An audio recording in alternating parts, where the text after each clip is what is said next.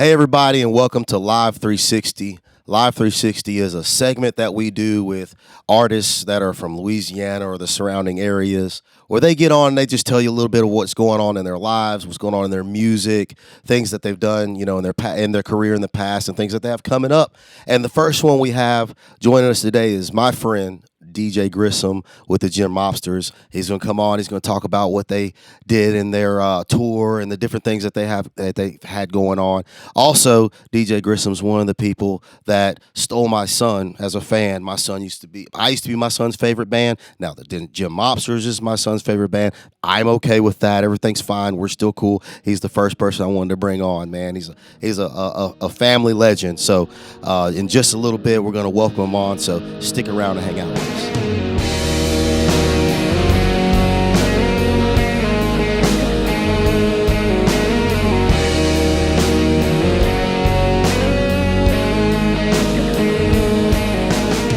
All right, we got DJ Grissom here with us from Gym Mobsters, one of my best friends, one of my favorite artists to see and bands to go check out. Also, my son's favorite band, by the way.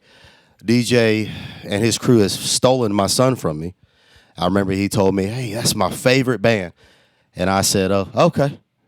But you know what? You're my favorite band too, DJ. Come on, Calvin. Thank you, dude. I'm sorry about your son. Hey, it's okay. Hey, look, if he's gonna take a band to do that with, I'm glad it's you, bro. Come on. I'm glad it's you.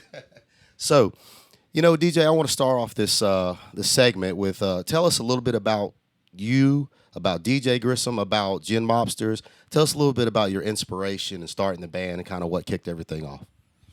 Well, I was probably about 21, and I was working at a store. I already had a few albums out, and Will Pipes, the bass player for Gym Mobsters, come in and was like, "I've heard some of your albums. You need a band." And me and my dad were doing our duo thing, but I was like, "All right, come on out." And we played. We probably played a whole show's worth of material on the first night, and we've been playing since. And now, about almost 9 years, we've been playing the Mobsters. And all that started, like I said, my dad still drums, and that's who I grew up watching from like 2 years old. His band Blues Cats, which just got back together. I grew up watching them, heavily influenced by them, three-piece, and all them guys. Just learned a lot from them, and always been around the music and soaked it up as a kid. And that's all. You know what? One of my favorite things, too, watching y'all is seeing your dad up there with you. It's really inspired me with my son that you stole, that to do something like that with him, whenever he gets older, man. Tell me about that relationship with y'all, like kind of on stage, off stage. What's that like? Man, it's really incredible. It's a feeling that something bigger than ourselves I'll never be able to explain, just like music. And, while we're playing, we don't even have to say anything sometimes, just that chemistry, just the eye contact. We know what we're going to do, what we're feeling, or, just how our minds work, because that bond's so heavy. So it's a special thing, and I'm glad you're getting to experience it too. Hey, tell me now, I told you before we got started, we're going to get into the nitty gritty of it. Tell me, is it ever stressful, like having your dad up there? Is it always, Maybe whenever I was younger and I was a little more hard-headed than I am now. Yes. And that's why I wonder, because, working with David, my son on drums and stuff like that, I'm like, man, it's, it can get stressful. So I didn't know, kind of the behind the scenes, with working with Dad, if it's kind of like, Dad, saying, or if it's. I feel like it's the opposite. He's probably like son. Because there'll be times where he's the one that keeps everything grounded, yeah. I think, with the bands and music. He's like the one that brings everybody back down to earth if there's like something stressful or if somebody's ever thinking. He has always been the rock of everything. That's awesome, man. That's awesome. That truly, and I can tell watching y'all, man. That's why I was wondering. I was like, man, these guys are awesome to see. I wonder what the behind the scenes is like, but that's awesome. It's all good. I'm just the one that caused the problems. So, do you have any specific artists or anything like that kind of got you going and motivated you, inspired you? There's so many influences. So I would say when I was younger, it'd probably be like classic rock, of course, like Led Zeppelin, AC/DC, but then it ventured out way beyond that. There's stuff now, like people like Drive-By Truckers, Jason Isbell, like all them bands and everything in between. Pick a decade. I'm influenced by somebody somewhere. From years and years ago to now. And I could tell you a list of bands that are night and day of genres probably. But it's a lot of blues, rock, singer-songwriter, acoustic, Not just that. It could be anything, something I don't even play at all, or you don't even hear the influence. I could have been influenced by just a sound, just all music. It's just all art and all the sounds. I can pick up something from it and feel something. But a lot of blues, rock-based stuff definitely influenced me, I'd say. That's all. What age did you say you were when you got started? Started with what? And see, that was going to be my next question. When you answered whatever age you answered, I was like, well, was that with drums or what that was? So what was the instrument you started first? Drums. Drums, okay. Before I even remember. How old were you when you did that? Probably 2. Like my dad had me behind the kit, and I played nothing but drums from like 2 to 13. And then that's when I picked up guitar at 13. But before that, I'm drummer for life. That's all I'm playing. And I loved it, still love drums. Picked up the acoustic 13, about 15 learned bass from Gray Martin from Blues Cats. And then I started playing electric guitar about 20, 21. I was like, I'm going to get that lead thing down, or I'm going to figure it out. And then Jim Monsters, Jim Monsters was kind of the canvas of learning that. It's like we would play these gigs, and Will, my dad, would leave all this open room for me to mess around and figure out, a sound or just things I was wanting to do, fill in the space. And that's really where I learned some chops, was them allowing me, with them being the foundation of just, going and figuring out stuff. How long had your dad been playing? Do you know about what age he started out? He started later in life, like 20s, I'd say. He was in his 20s, and I'll tell you a funny story. I think him and my mom were already together, and so he couldn't have the excuse, well, I was already in music, but the kitchen table was out the door to put a drum set for him to learn. I don't know a lot of people that would do that or allow that, but I'm glad she did, because I don't know if I'd be sitting here right now.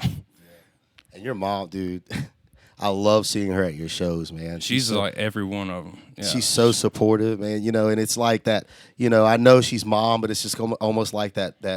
Manager vibe. Like, hey, these are my guys. Blah blah. And everywhere she sits is like the perfect view.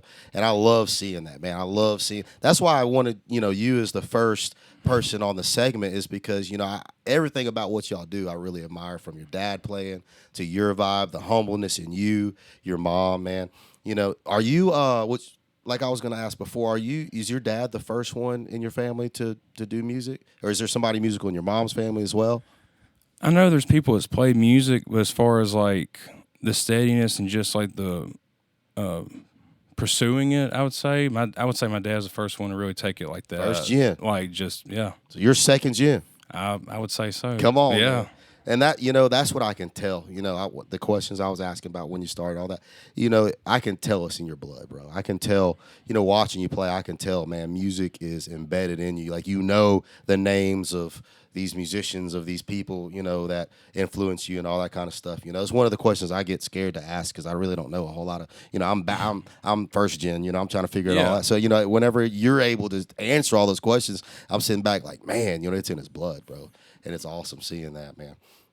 Music's all ever known. Yeah. It's something bigger than ourselves. You can tell. And I love it. So tell me about the tour y'all went on, the Northwest tour, is that what it's called? Yeah. Northwest tour. Tell me about that tour. What was that like? It was one of the best experiences of my life. We planned it out. It took us about half a year to get it all booked and figure out where we're going to be on certain days. And, that was pretty stressful. But once we hit the road, we made it everywhere we said we were going to make it. It took about 3.5 days to get to Portland. The drive there was amazing. The scenery. Like stops and stuff, or what did that drive look like? So we made it to Kansas the first day. The second day made it to Wyoming. Third day made it into Oregon. And then the fourth day made it into Portland. And the drive there, just the hills, you see everything growing, the weather dropping. And everybody we met on the road, we went so many places, rode so many miles, and everybody we met was just so nice and cool. And that was an experience too. It's, itself is just the fact of it all working out better than you even thought it would, going that far. Because like, oh, there's going to be a hiccup somewhere. Something bad's going to happen. But it really didn't. We were perceived well from the crowds up there. They really enjoyed it. I know we'll be going back. And like I said, everything felt like it happened for the right reasons. So right when we got there, the guy that booked me in Portland years ago, he was the first person I saw going into town at a grocery store, not even planned. Yeah. So that was like a little moment right there of like, I'm where I'm supposed to be right now. Yeah. You know? Coincidence? I think not. No. Yeah. It all happens for a reason, man. And then after that, we went to Minnesota and played some shows. That was a hard run. We had 2 days to get to Minnesota, and never thought we were going to make it through Montana. That was a long state. That took forever. But the shows in Minnesota, everybody, we had some bands play on the bill with us, local people. They're all cool, had awesome music. They liked us, and just had great times playing all the shows. So how many shows did y'all do? Did 3 in Portland, Oregon, and then we did one show in St. Cloud, Minnesota, and one in St. Paul, Minnesota. Okay, and what day did y'all leave? We left, I think, July 27th on a Sunday. Sunday, okay. You said it took 3 days We got to Portland on Wednesday. Okay, and what day was your first show? Friday. Okay, so you drove, got there on Wednesday. Yeah. So y'all were able to chill kind of. Yeah, we Thursday. had a little Good. downtime. That's what I was gonna ask. Yeah. Like, did y'all kind of have to jump right in? So that was cool. So y'all got a chill day. Yeah. In between. That's. I'm glad we planned it like that because we're like, well, we're going to drive across the country. We don't want to hit the stage right when we get into town because we wouldn't be thinking right off the road like that. So you chilled on Thursday. First show was on Friday. Tell me about just waking up that Friday, getting ready for the show. When you walked into the venue, what it was like. What were you feeling? Tell me about all that. All of that. It was incredible, man, because the thing was, I had a guy that I've never met, but we've been talking for years. He opened up for us. And I played my first open mic years ago at that venue. And I didn't even plan out to be the place that we play. But we go there, and he opened up, and then we hit the stage. A guy named Sean Krogan, the guy who booked me years ago, I met at the grocery store, or saw him at the grocery store. He was there at that gig. And like I said, man, everything was just, it couldn't even win any better. Like, right when we hit the stage, I mean, they were there absorbing it, listening, soaking it in. And they didn't have to. They didn't know us.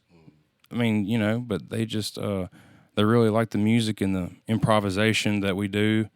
And sometimes it'll get a little wild. We'll stretch out a jam. We'll get back, though. But all of that was really fun. And they really loved it. I mean, they thought it was a treat. Because they have a lot of singer-songwriters up there, but as far as bringing that kind of energy, I don't know if they're ready. They seemed like they weren't because they were loving it, but they, it was just an incredible time.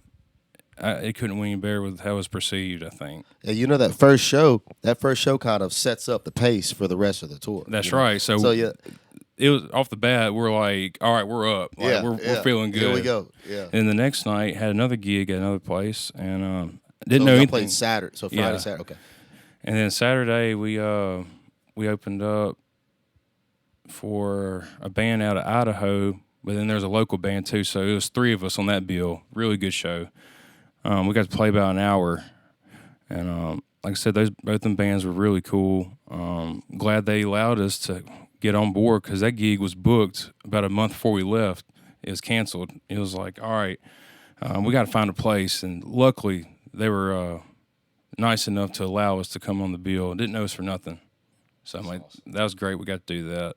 And then the only other thing is, we hit up this little jam that Sean Krogan put on Sunday evening on the corner. He called it Hootin' Nanny.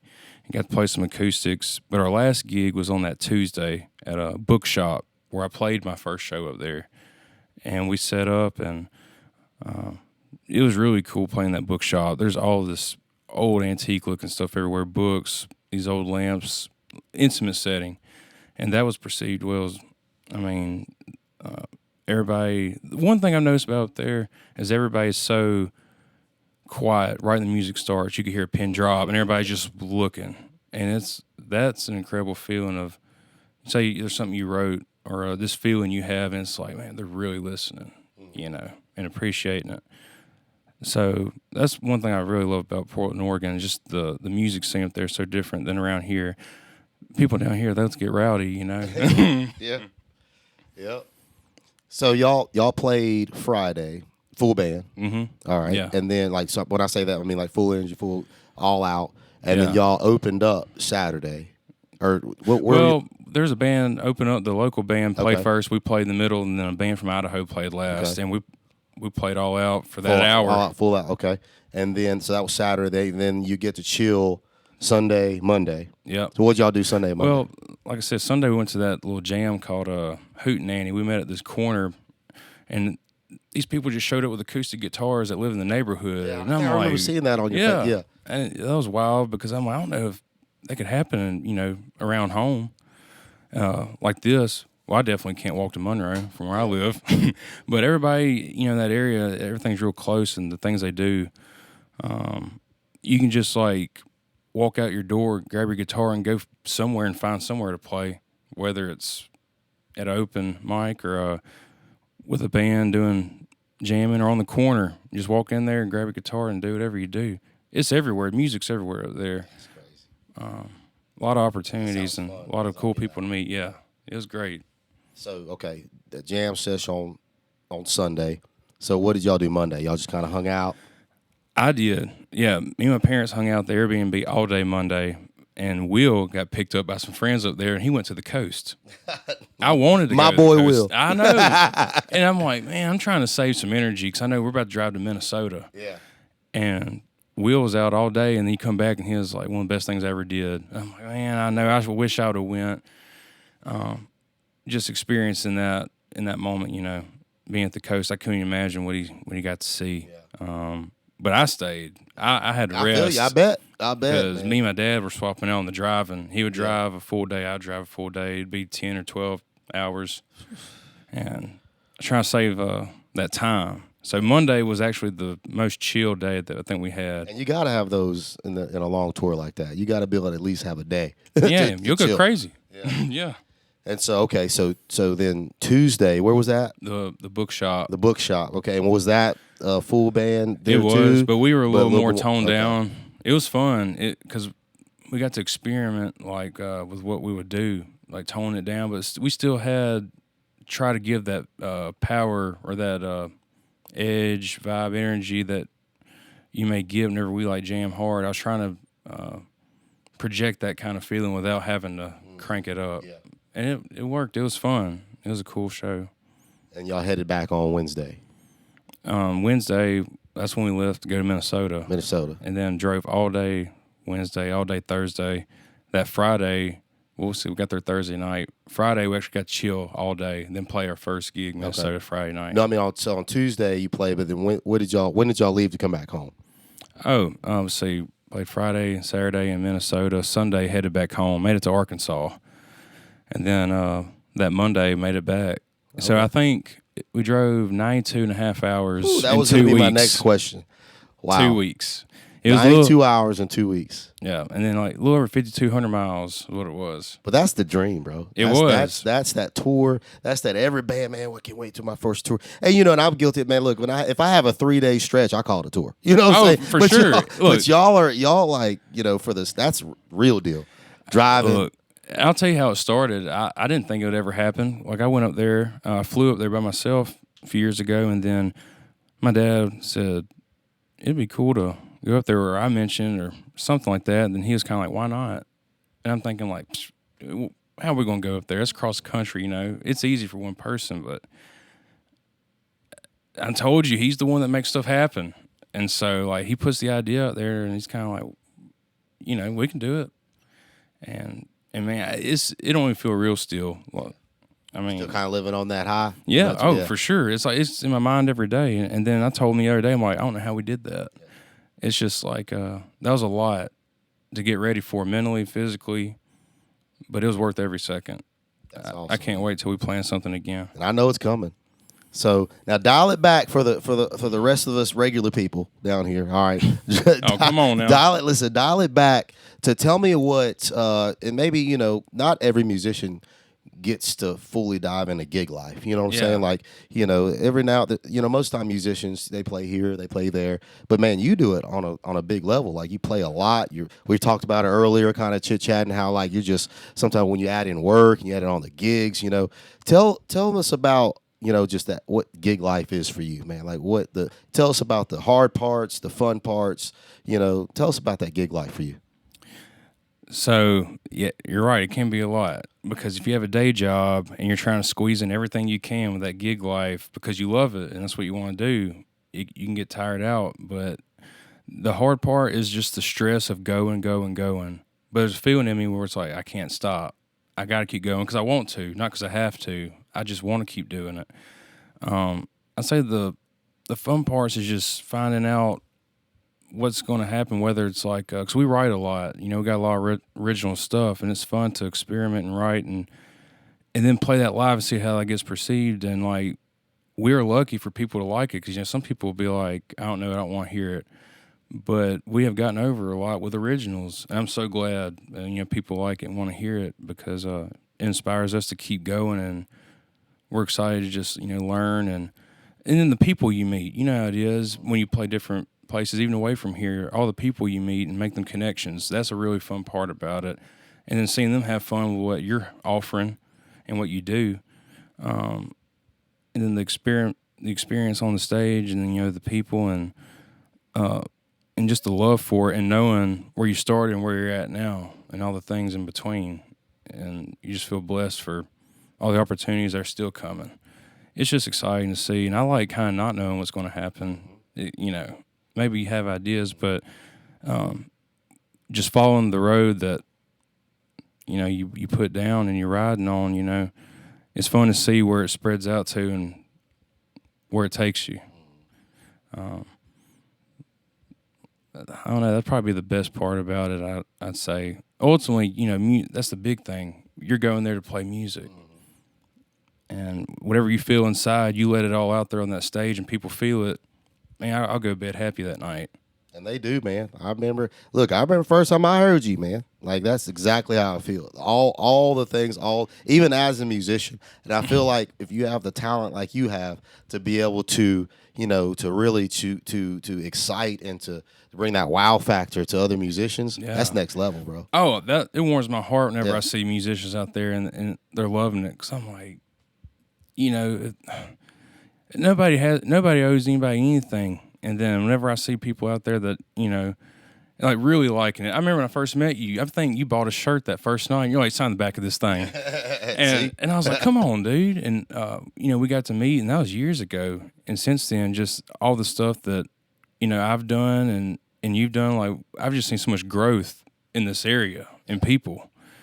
And, I don't know, all the support. It's just a great thing to see, You're responsible for some of that too, man. Because I call it, you're our generation of music. There's so many generations of music that's from we honor all of them, but right now I feel like your group, your dad, especially with the generation that y'all are really frontiering our generation of music, man.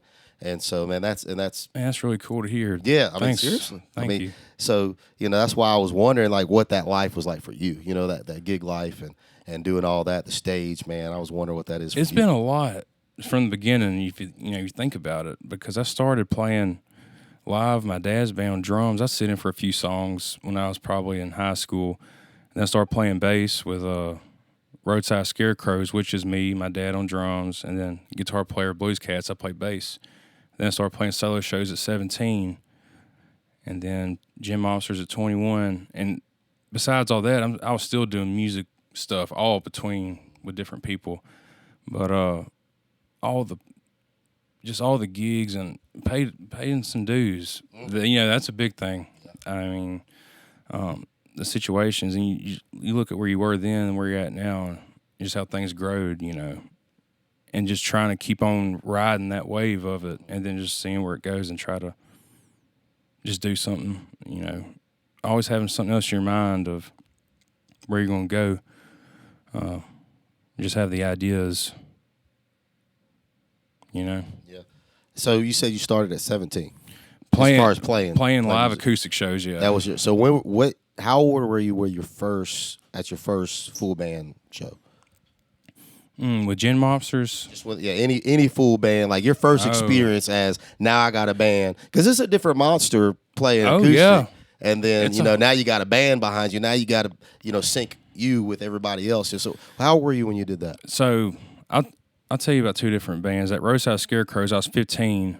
So nervous to get up to that mic. because Gray, the guitar player, would mainly sing, and I would go up there. I'd do some little backup and stuff, and it felt wild to be up there on that stage with with a full band. But I don't know. It was definitely different because you got to have that chemistry. You can't force it. If the chemistry is not there, then there's going to the crowd's going to know, and they're going to know how you're feeling. They can read the energy of a room, and so if everything's on fire that night, and the band's tight and clicking, then it's there. And there's been some great nights with that. And Gym Mobsters, though, I mean, I had a lot to learn at the beginning.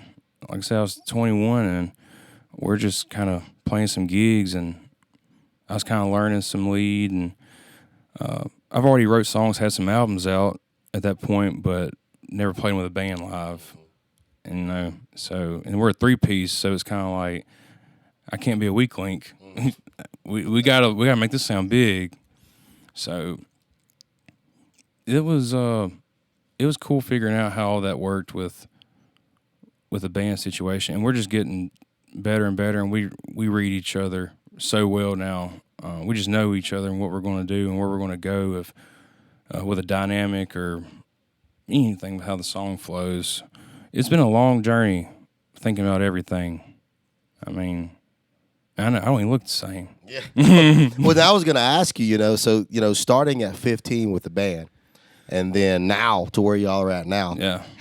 What do you feel in that? Like, do you feel like tell me how you feel like with I know you've grown, obviously, but how do you feel like with the chemistry, with your engagement, with your skill level, like all of it together? Like, how do you feel from then till now? Oh, it's night and day. I don't even know if I remember how I felt. I'll tell you the biggest thing that helped me, though, feel like get better was playing live shows. Mm-hmm. I went through some where maybe I probably didn't sound too good, but I feel like I got better. That's where I noticed it. I could play by myself on acoustic guitar all day, and it sound good. But it's like you get with a band, you start playing live. I feel like that's where I really start seeing growth, because it's like you don't have a choice. Yep. It's like you can't even think. You just got to be in it. And if you get in your own way, it could crash. Mm-hmm.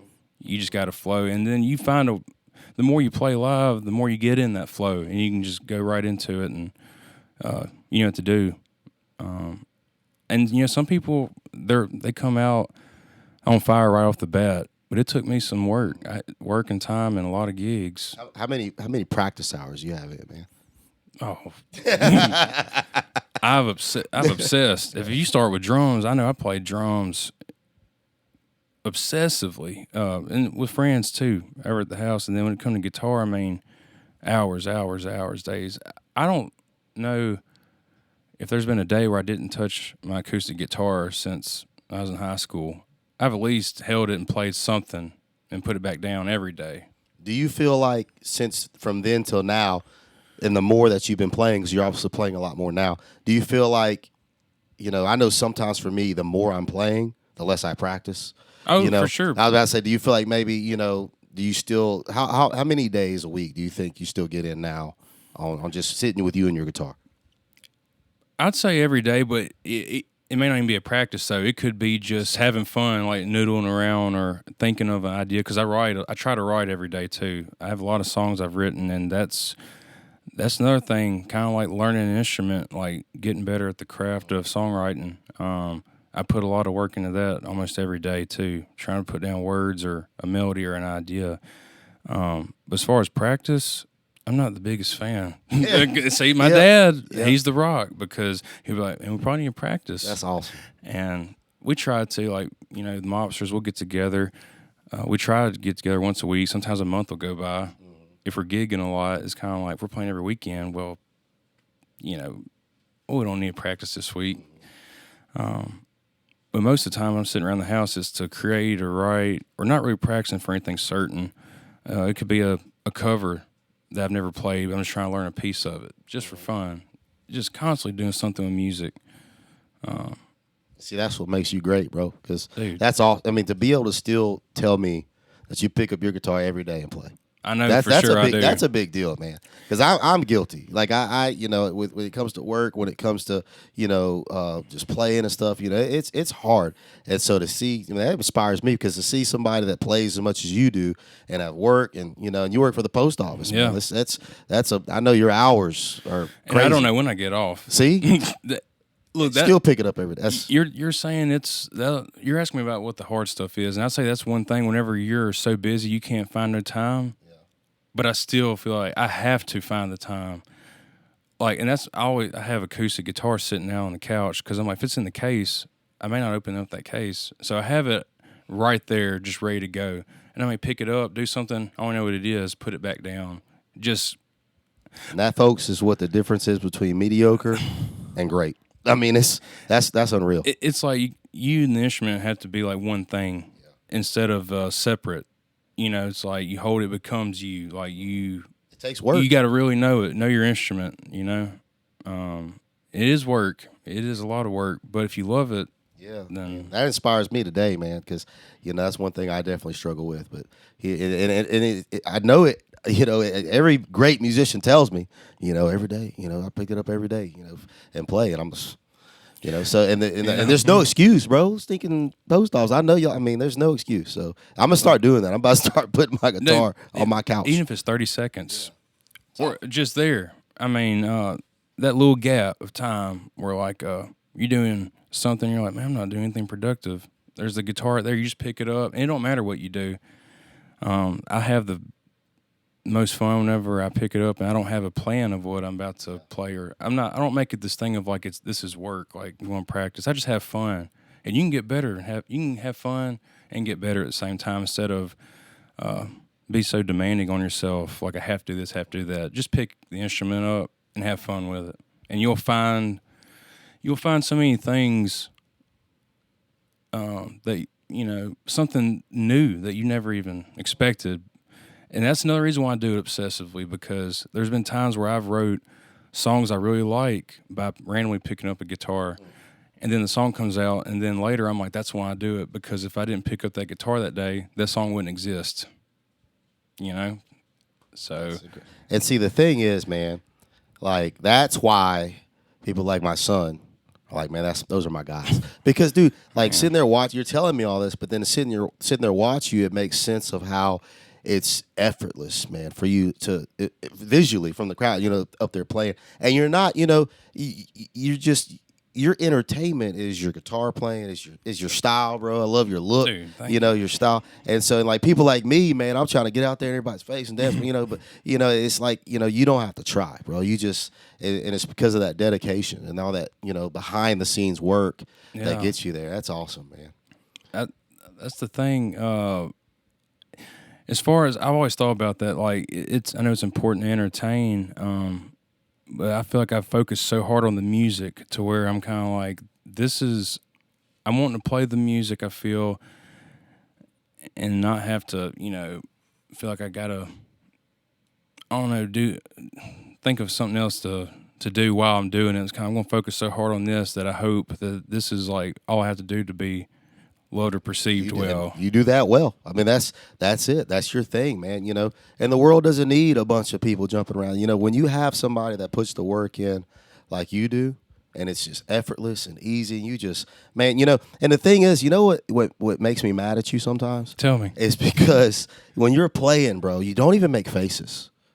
That angers me, because I feel like I make the faces for you when I'm watching you and you're hitting that, so I'm like, maybe you can stand up there and like you can just hear it, and then you can make the faces and people look at you. I love the pictures. It has the guitar players and it has a fisherman. Yeah, and it's like the faces they make when they're fishing is the same ones that they're doing when they're pulling fish. But like, dude, you're just effortless, bro. When you play, man, I'm telling you, man. Look, I love I'm joking.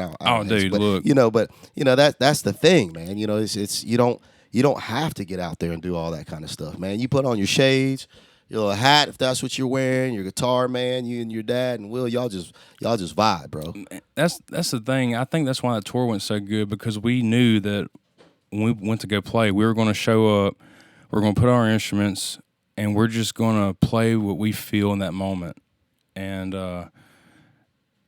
like I said, we've all been playing. Will, he was in bands playing like songs by Rush in the 80s.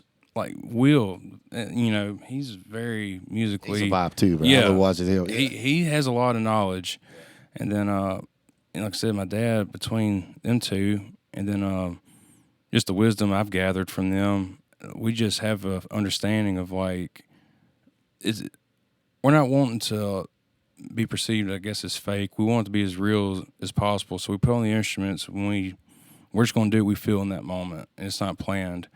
And that's what I love about it, the spontaneity of the whole thing about it. Did you know what I love about your dad? And I think he won't mind me saying this. We're friends too, so I know he won't mind me saying I'll this. find out. No, I'm saying he won't. So your dad plays drums, bro. Yeah. And he be smoking a cigarette. And the ash on that thing. I know. You know how many people bring that up? Bro, the ash on that thing is sitting there. I'm like, how do you play drums, bro? And you're doing this number here. And that thing is like, and sometimes I'll sit there watching it, and I'm like, how, bro? How is it still there, bro? I know. It's like and then like he'll get done with the song, he'll be like, you know what I'm saying, next. He's the whole vibe, bro. I don't understand that myself, dude. I can't tell you how many people have said that, and that'll be something they remember from the show. Yeah, it's like it's his signature, bro. Like every show, I feel like he's testing the limits. Wonder how far I can get this before. Yeah. I've never seen it drop like on a snare or anything. I've never seen it. I haven't either. And I'll just look at it and I'm like, man, we are jamming. Dude, and it's like he does rolls with it. I know. Just I know. Oh, that's a trick. That's a magic trick right there. That's experience right there. I don't know. I did not know you were gonna bring that up. But but the reason it's wild because I'm telling you, a lot of people bring that up, and it's like, man, that ash be like, it's long, like man. this It's long, bro. on. I see it all the time.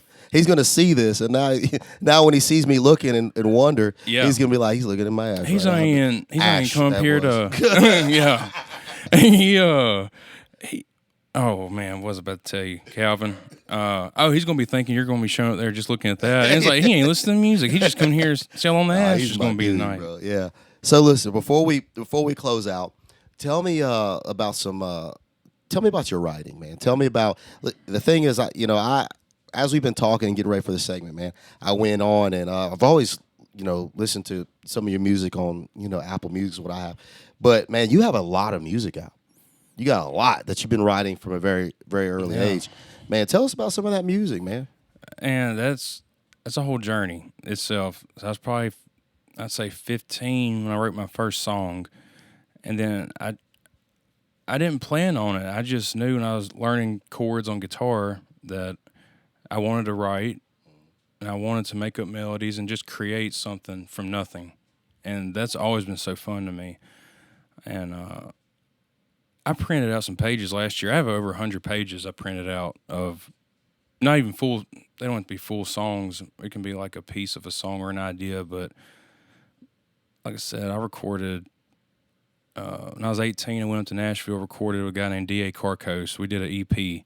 That was my first album.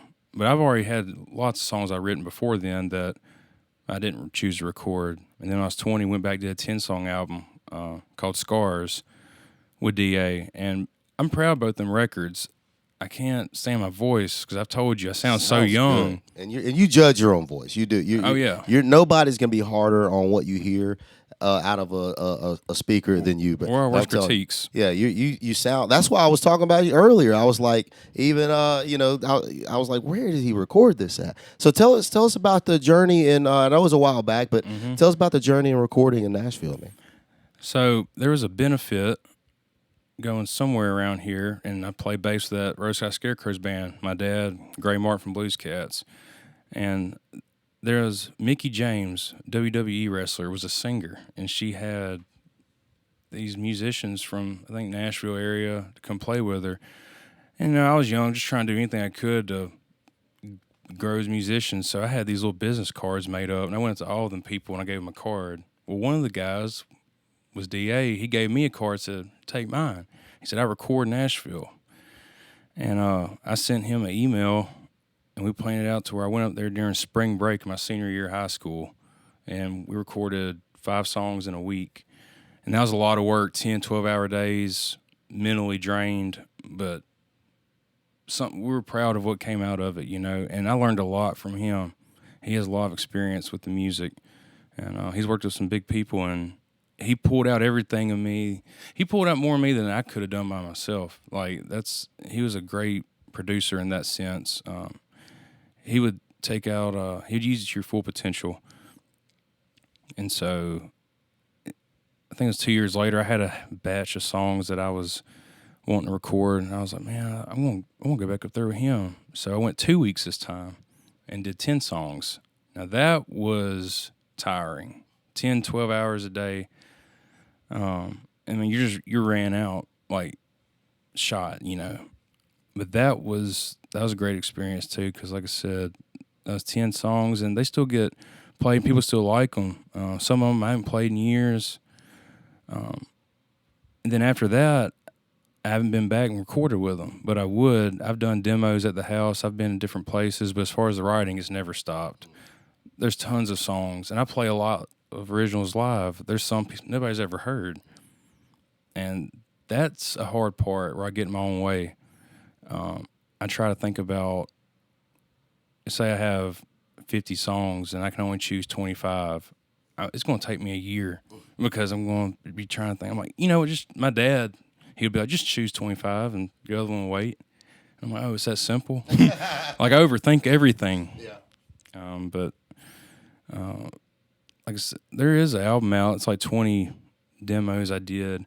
Last year I put it out. And then there's some singles I've put out. The whole world of writing, when it all collides, that's why I had to print it out on paper, because I'm like, before I keep writing, I need to, like, not lose anything, so I'm going to combine it all, put it in a binder, and, there's so many songs, and some that I don't even like, but they're still in there, because I did. It's kind of like a painting or a drawing. I can't really do it that good, but if I make something, I'm going to keep it. You made it. Yeah, because it's like, put it in the archive. Yeah. I want you to think about it, man. So in your career, you've done a tour miles and hours away. You've recorded in Nashville. You regularly gig. Bro, you're doing it, bro.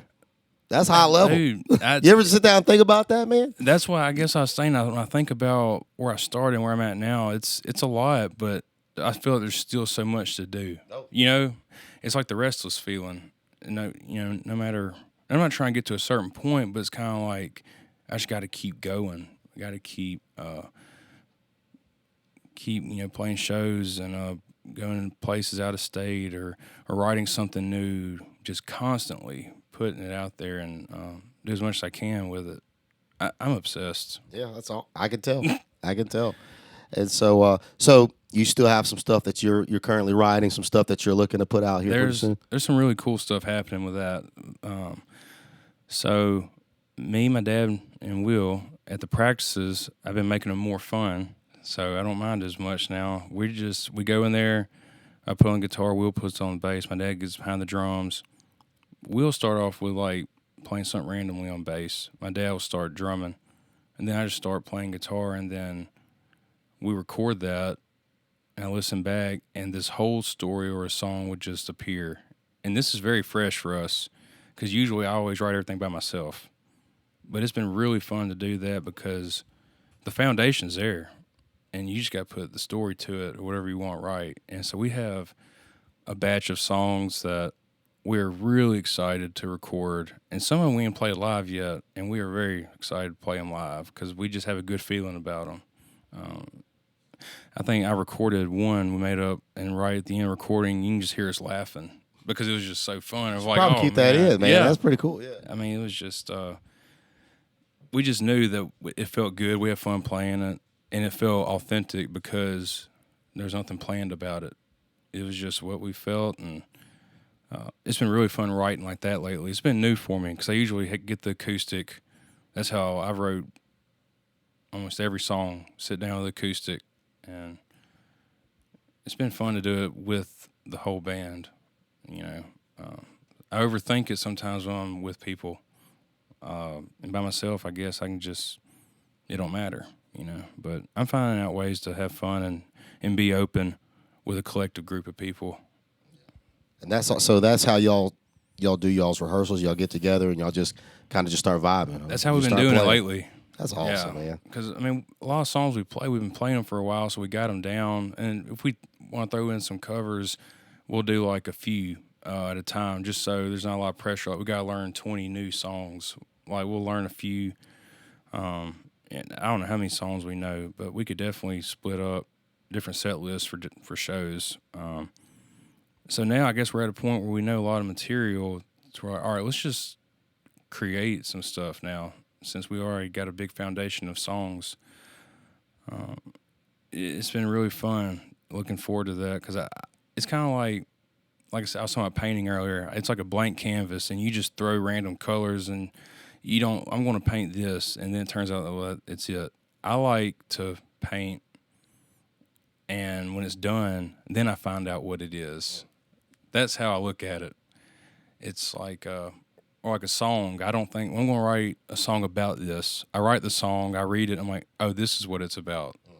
It's a weird way of looking at it. Good stuff right there, man. But that's how I look at it. That's awesome. Man, I'm learning a lot in this segment, man. Dude, I'm glad. Look, I'm glad probably learning too. No, I'm glad we did this, man, because I'm learning. Me too. I'm learning a lot. Hey, so let me ask you this: if you had to pick, everybody does the top 5, so I'm gonna say 4, just to be different. If you had to pick your top 4 songs, what would that be? Top 4 songs, original, cover, anything? Yeah, anything you've got recorded already. Okay. Well, one, and it's only a demo recording, but that Sylvia song, that seems like a lot of people like that. That's a fan favorite. Song. I knew that's a fan favorite right there. That scenes goes around my household. I know you probably saw it on Facebook. Yeah, you sent me that. And I was my like, girl's getting ready to Sylvia. Yeah, it's like, you know. I'm going past the door, I'm here, Sylvia. And it's like, all right, second strike, then took my son. All right, that song's playing. That. Now, the third strike. I'm losing my girl, losing my son. I'm gonna write a country song over DJ Grissom. Yeah, man, just don't take my cats, man. That's all I got left is my cats. I got you. Well, they don't need to be around the Blues Cats, you know, because they may take it. But top 4, I'd say Sylvia. That's a good. It's so simple, but there's something special about that song. I really enjoy playing that one. I'd say there's a song called "Into the Gray."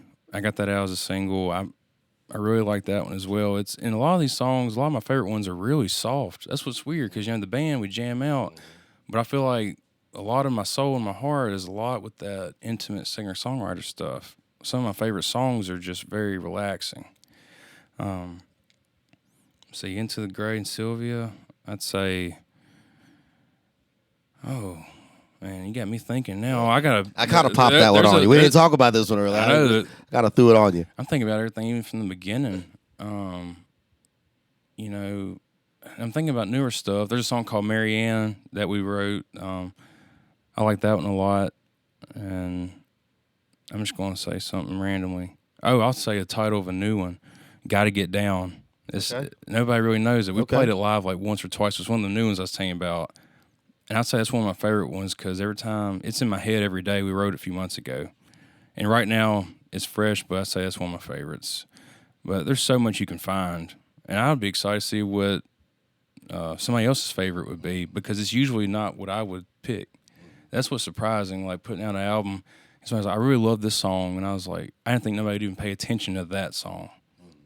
And that's another fun thing about music, is seeing what people like. And people surprise you if you try to figure out before you even put it out, like, this, they're going to think this or this. They'll think this or that. You don't know what anybody's going to think until you put it out and they hear it.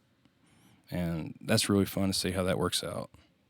Well, you know, when we were talking about setting all this up and everything, and I, I told you, hey, we're going to do a song, one of your songs, or a song of your choosing, and you're so laid back, you're like, bro, I don't know. I'll tell you what, you pick one. Yeah.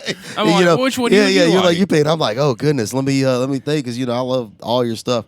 And obviously Sylvia is at the top, because, I'll tell you what, the whole Sterlington Police Department be singing Sylvia. Oh, come on. Yeah, we all, that's our jam, bro, Sylvia. and so, but mine awesome. is Sweet Angeline. Sweet Angeline's house. Yeah. Yeah, Sweet Angela, Yeah, Angeline. Yeah. So that's one that, if you let me pick, man, I heard you play that one live, and I enjoy the vibe of that one. I enjoy, just how chill it is, but big at the same time. Yeah. And so, that's one. And so here in a little bit, we're gonna do that one, live here. I'd like to say something about that song. Go ahead. Yeah, go ahead. Absolutely. So I told you about Roadside Scarecrows where I played bass when I was 15. So Gray Martin wrote Sweet Angelique, and then he brought the idea to me and my dad, and like since I say 15 years old, that song has been embedded in my head. So I love it. I'm glad that I got to be a part of it and hear it with a full band for the first time from playing it like that. And it's cool to look at it 15 years later and still that song's floating around. And, it's real. So and we don't play it live as much anymore, but I'm really glad that we're doing that today. It's going to be fun. I hope y'all bring it back, man. Yeah. If I'm there, bring it back. Okay. I'm not one of them type of people I like, see hey, play this, because I know if you have a set or whatever you're doing, But if I'm there, man, I'll automatically know I'm gonna request it in my head right here to you. Well, before you even request it, I'll play it. There you go. So before we finish out the segment, do you know off the top of your head about some stuff that's coming, some gigs that are coming up that you might want to tell people about?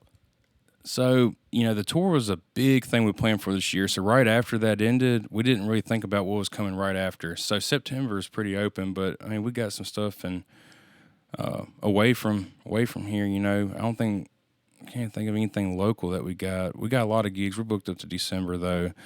I know we're playing around town some dates, and then we're playing probably Mississippi some dates. Probably gonna go ahead and start planning for that tour next year, wherever it's at.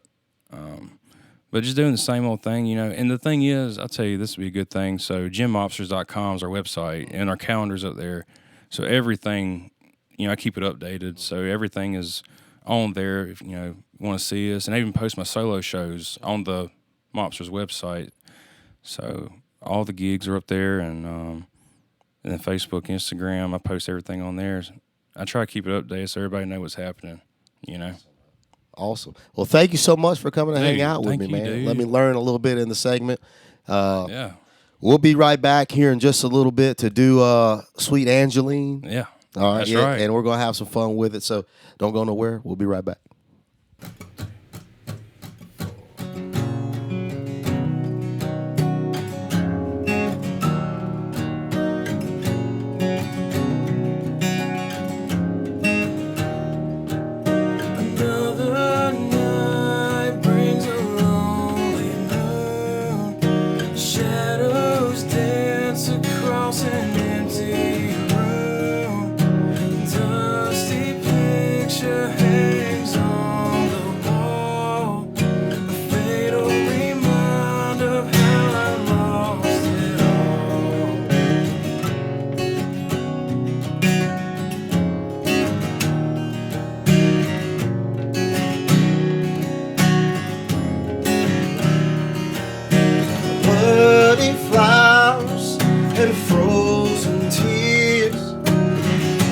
Have died and smoke is clear, all choked up from shame and fear. I woke up and she disappeared. Whoa, sweet Angeline.